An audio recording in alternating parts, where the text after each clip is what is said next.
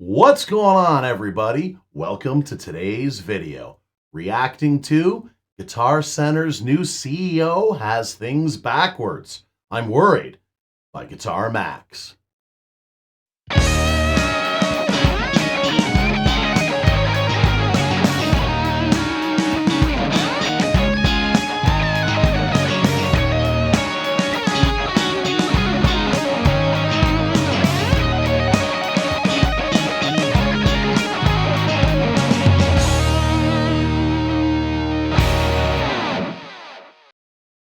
So what's going on, everybody? Today we're going to be reacting to Guitar Center's new CEO has things backwards. I'm worried by Guitar Max. So, as always, if you've not already subscribed to Guitar Max, go give Guitar Max a sub and go to the original video. I've got a link in the description, and give the original video a like. And on my video, this video, leave a comment on what you'd like to see me react to next. Now again, this is the second video sort of like this that I'm doing because these topics are becoming really, really big about the retail outlets for guitar players and musicians alike. I just did a reaction video the week before about the same thing happening with Sam Ash. Take a look over here. I'll probably put a little card over here, something like that, in that video for you on the end screen. You can check that out as well. This has become a really big topic with online sales and everything like that happening. There are huge shifts. There's a lot of things changing with retail for your average guitar player, bass player, and musician. So let's get into this.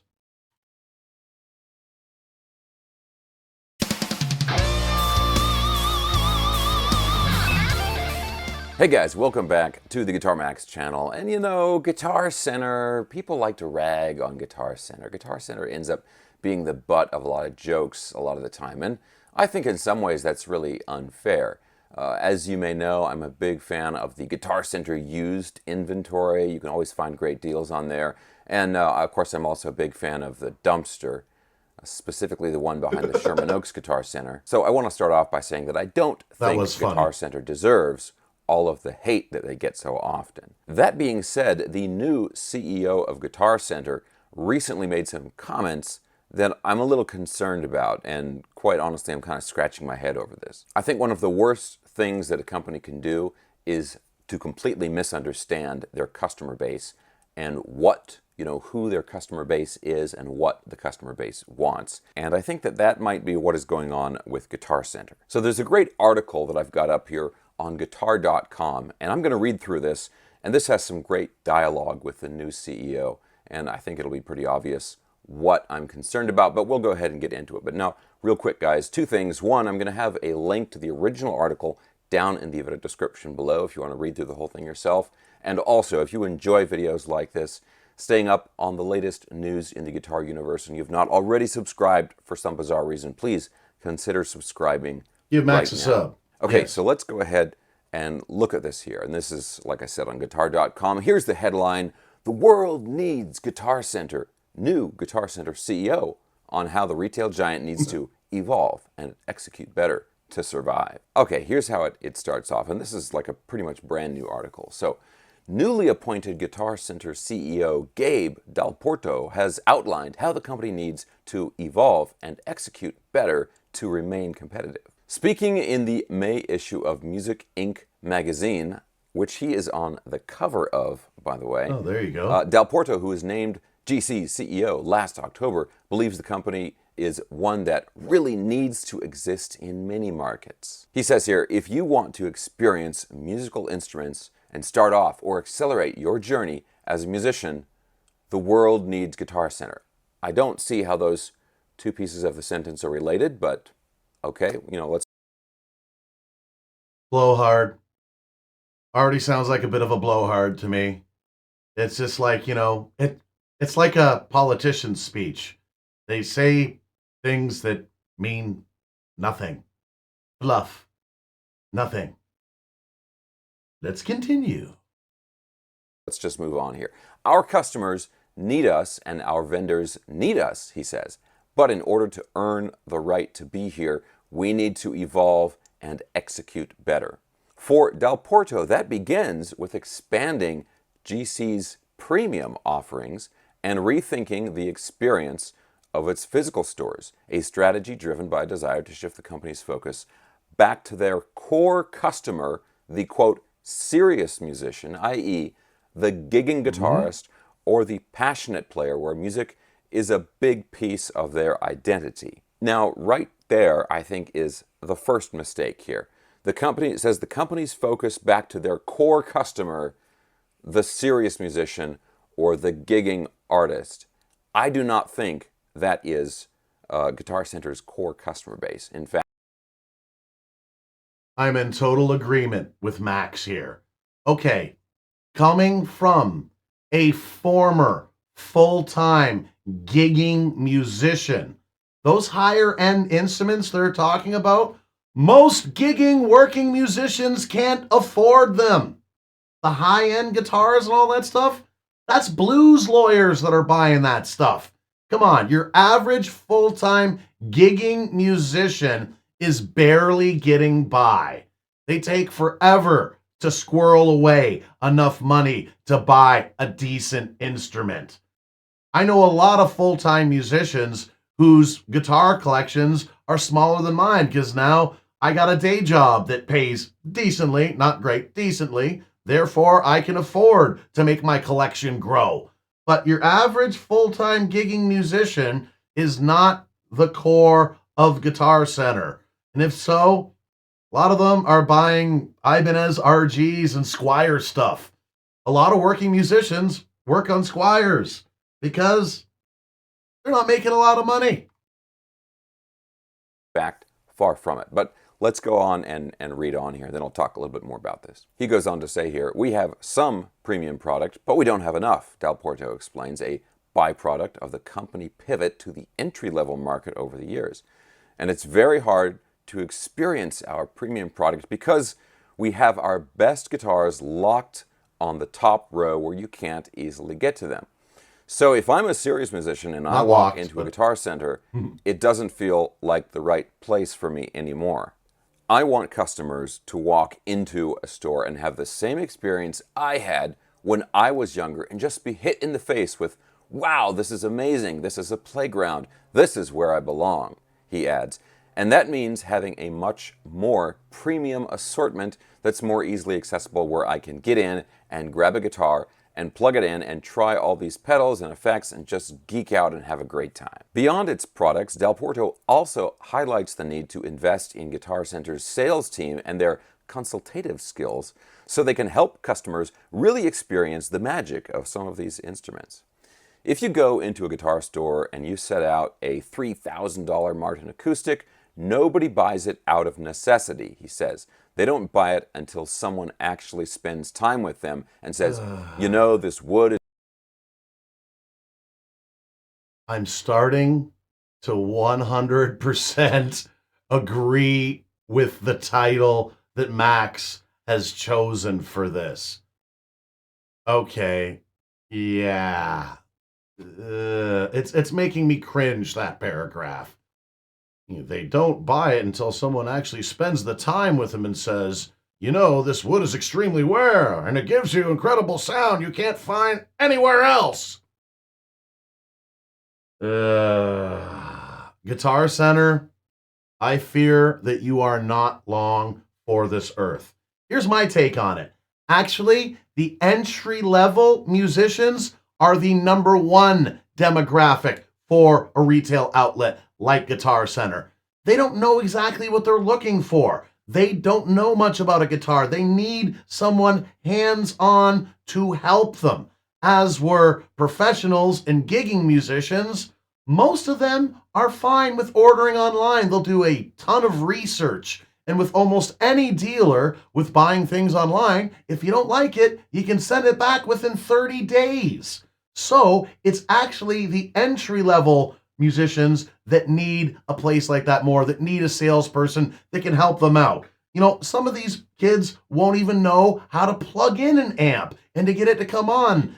Not saying anything bad against beginners. We were all there. We were that person. So I'm disagreeing with this totally. And the whole, yeah, you don't know that you need it until someone convinces you about how rare it is. And I won't say, oh, don't get me started on Tonewood. I think Jim Little set us all straight when it came to Tonewood. But yeah, Guitar Center,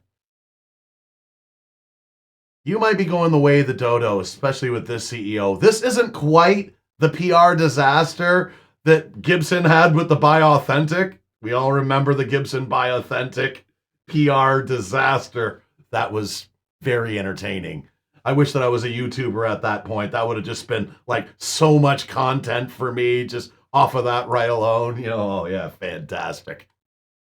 It is extremely rare, and it gives this incredible sound, and you can't find anywhere else. We need to be consultative and relationship driven. If I help you find the instrument of your dreams, and I give you a great experience, and I check in on you and make sure everything is good, you're going to come back, and you're not just going to come back to Guitar Center, you're going to come back to me, the sales associate at your local Guitar Center. He says it isn't about selling that tuner today, it's about that relationship over time. Now, the article wraps up here. It says, and given Dal Porto's background in digital business, it's no surprise the executive also cites a push into the digital space as one of GC's key focuses heading into the future.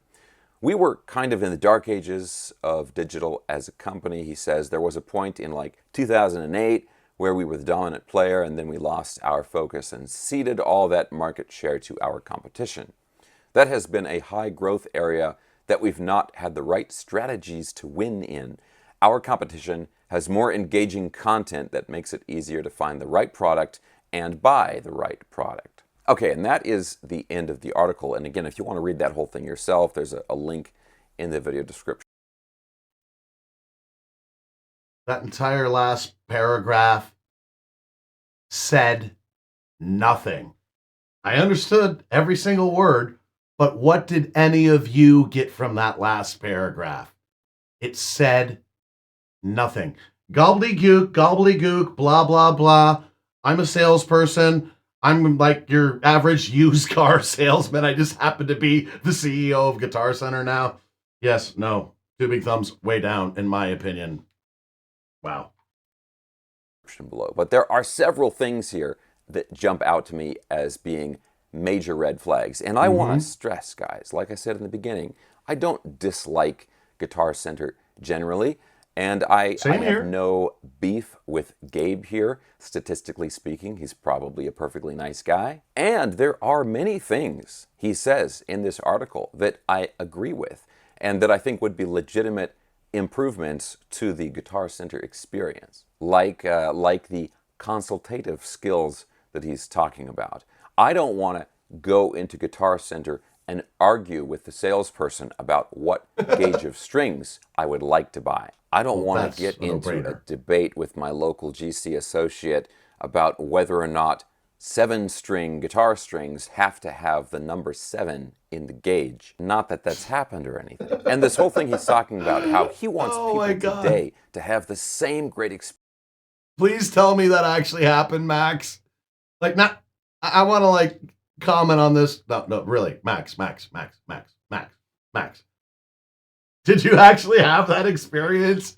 Was there a salesperson at a Guitar Center that actually said, no, man, you know, it's got to have a 7 gauge in there because they're 7-string guitar? Did that actually happen?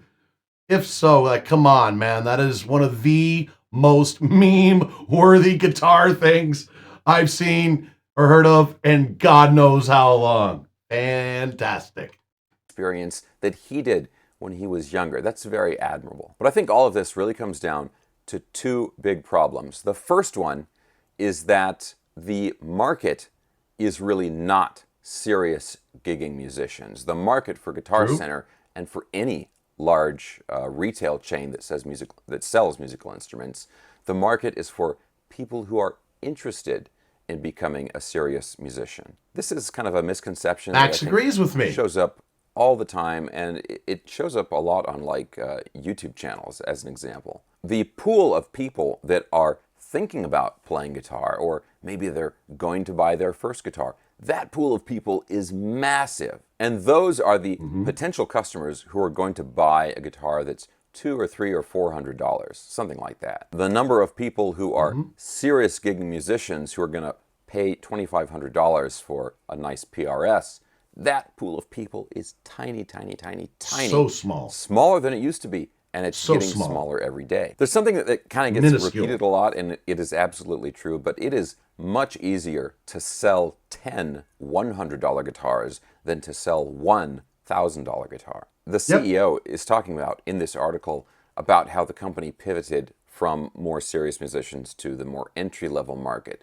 I think that was actually a really good idea. If the company is not doing well now, it's not because of that pivot. It's probably because the economy sucks and everybody's broke and buying guitars is just not a huge priority. The other problem, it's not even really a problem, it's just contributing to the situation, is that there are an incredible number of really high value but budget-friendly guitars that are out on the market now. Yes. So you just don't have to pay that much money anymore.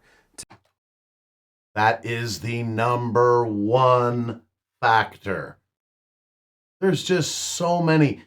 You know, as you can tell by the gray in this beard, I'm a little bit older fella. When I first started playing, if you got a $200 guitar, it was an absolute piece of junk. You could bring it to a professional guitar tech or luthier, whichever way you want to refer to them, and they wouldn't be able to do much with it. It would be unintonatable. The tuners were absolute garbage. If you got any sort of like Strat copy that had that kind of trem, you would have to block it or, you know, tighten those screws all the way up. They were absolute garbage. Now, as most of you would know from watching my channel, I am loving on Harley Benton. I just got my 7th Harley Benton. Those things are freaking beautiful. A couple $100, and very few of them require any modifications at all. The few modifications that I've made to my Harley Bentons were just like a couple preference things, not counting my Telecaster copy that I got as a project guitar. It was $108. I ripped it apart and changed pretty much everything in it except for the control plate. But yeah, there's so many. Like, I first started noticing the inexpensive guitar trend when I started hearing a lot about the Firefly guitars. The Firefly guitars would come on Amazon, and as soon as they were there, they were gone that quick.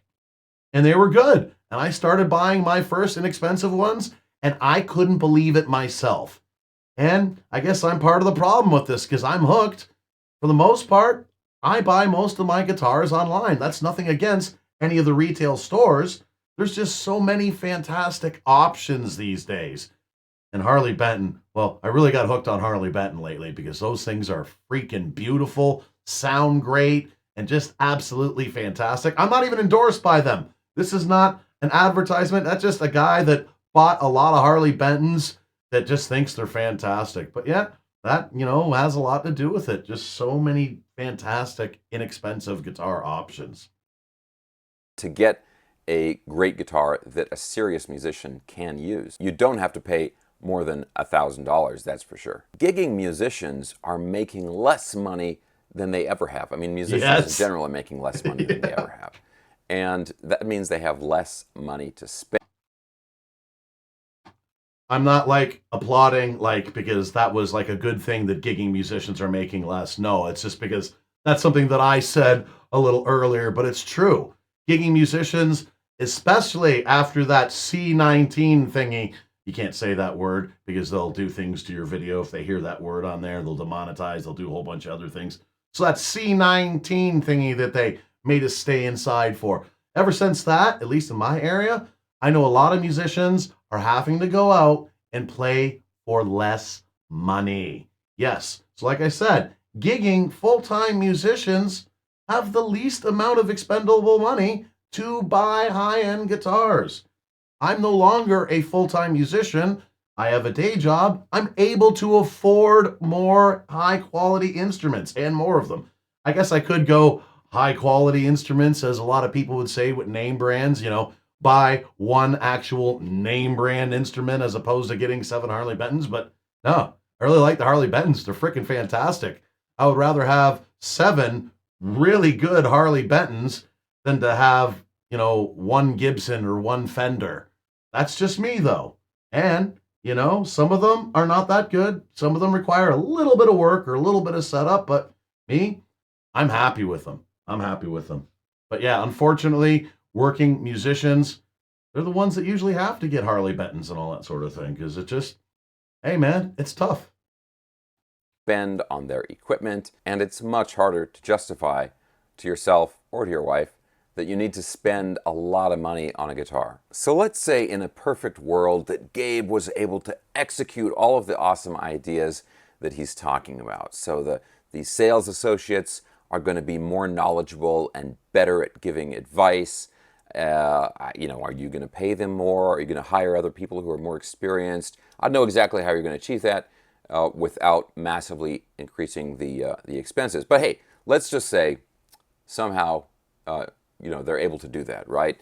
Well, the problem is, even if you made that perfect, wonderful experience that was targeting the serious gigging musicians, there are simply not enough of them to Yes. support the business. Mm-hmm. There's not enough of them, and they're not going to spend the amount of money that you would need them to support the company and all of these improvements that you want to make. I think that should be an absolute no-brainer. Like, come on, man. Like, a gigging musician is not gonna buy the $4,000 Gibson Les Paul custom that's hanging on the wall at Guitar Center because that full-time musician can't afford it. It's the blues lawyer that's gonna get it. It's the dentist. It's the guy that's CEO of a company or something like that that's gonna buy those instruments. Unless you have a national act rolling through town, like Slash on his solo tour comes through, and his stuff got stolen, so he needs a Les Paul. Quick, run to Guitar Center. You can grab a Les Paul right off the shelf. Grab it. Gee, great, thanks, Slash. Other than that, I just can't see selling serious high-end gear to nothing but working class musicians. It's just, you're trying to sell to a market that kind of isn't there.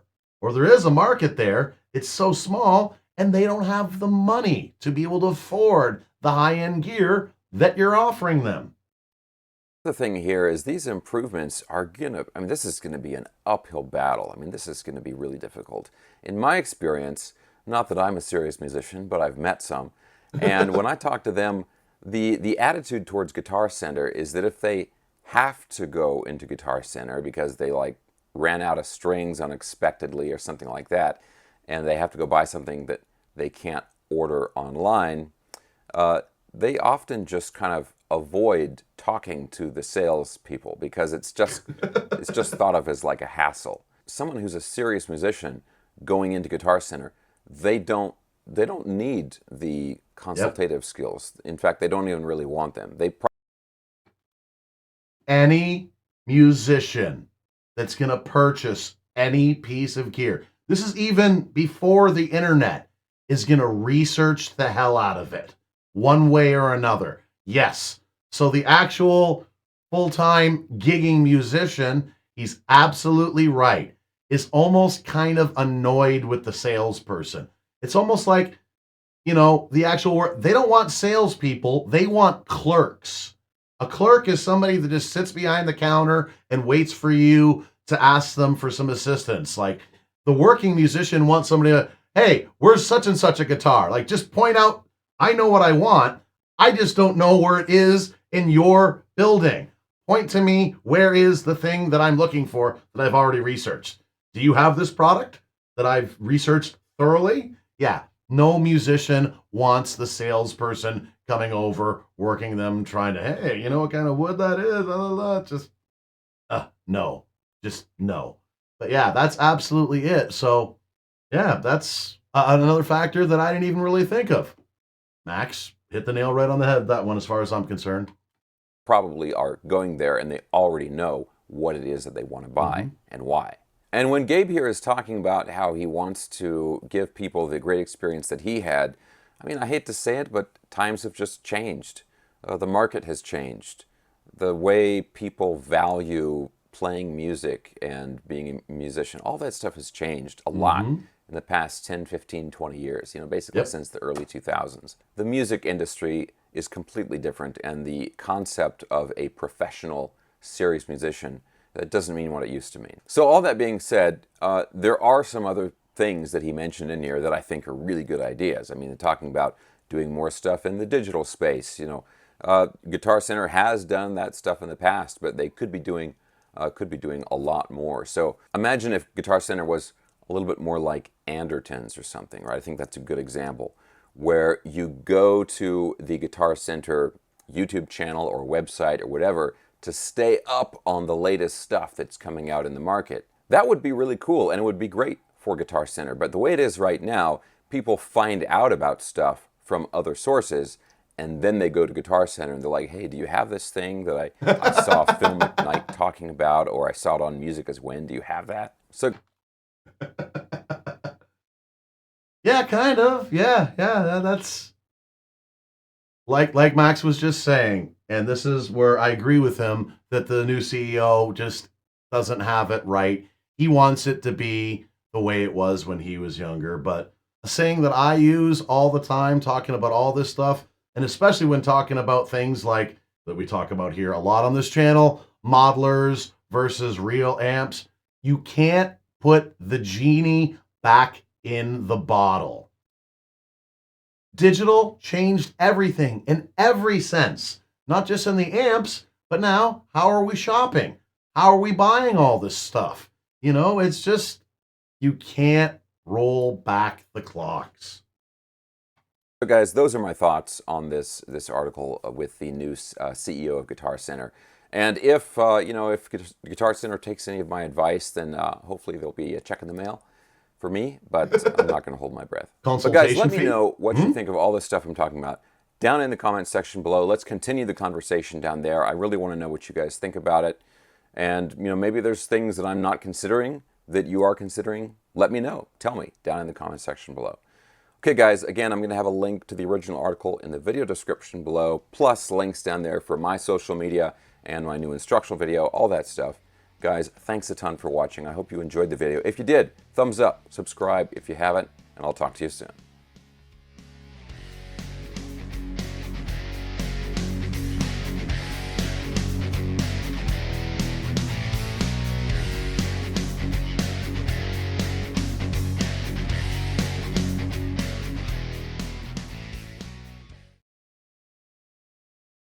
All right, there it is. Guitar Center's new CEO has things backward. I'm worried by Guitar Max. As always, if you're not already subscribed, go and give Guitar Max a sub, and also go to the original video. I included the link in the description, and give the original video a like. And on this video, my video, leave a comment on what you'd like to see me react to next. Thanks for checking out this video. If you like what you saw, please subscribe, click the notification bell, like, comment, and share. It doesn't cost a thing and would really help out the channel. Also, please subscribe to my other channel, GK Mac Music, for some live looping live streams with a side of jackassery, some original music, and some short content, also with a side of jackassery. If you'd like to help out the channel financially, you can buy some merch at the merch store, or you can become a channel member. As always, everyone, thanks so much for your continued support. Do what makes you happy.